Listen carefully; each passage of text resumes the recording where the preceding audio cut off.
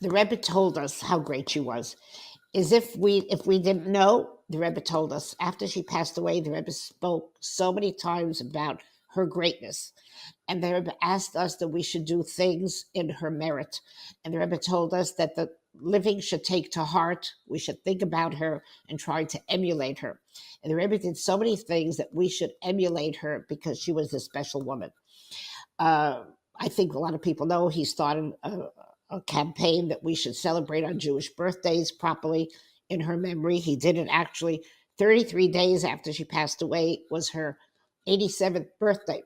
And on the day of his birthday, he started this campaign telling us that we should all know how to celebrate Jewish birthdays because it's like a Rosh Hashanah for each of us individually, just like we have a Rosh Hashanah for the whole world, but every person on the day they're born, it's like a Rosh Hashanah for them personally. It's a day for introspection. It's a day to to think about how I can better my life. What can I do more in my life? And the Rebbe actually gave us many different traditions that we should do on the day of our birthday. And one of them was to make a gathering with friends and family, where a very joyous gathering where people should bless us on our birthday, and we in turn on our birthday should bless others, because we're told on the day of our birthday our luck, our mazal is brightened on that day, and we have the power to ask God for good wishes, and we have a power to bless other people on the day that our mazal is greater.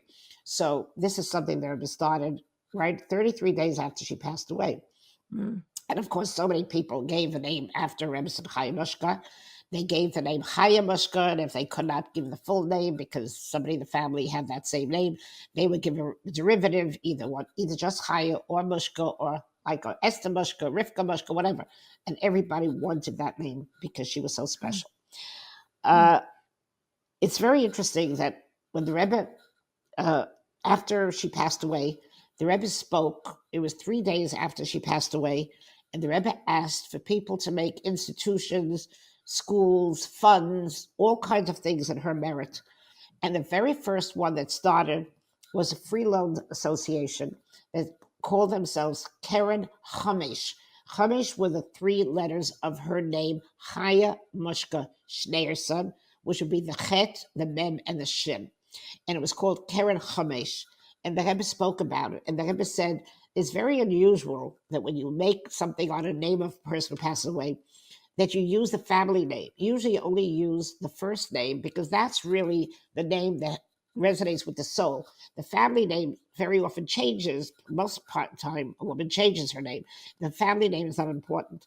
But in her case, I left the shin of Schneerson in the word Chamesh because in her case, her neshama name is Schneerson because she's the direct descendant of the first Rebbe of Lubavitch, who was called Schneer Zalman.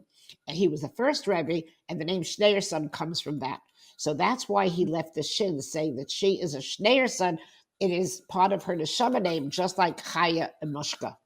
So I thought that was very special to mention. Very interesting.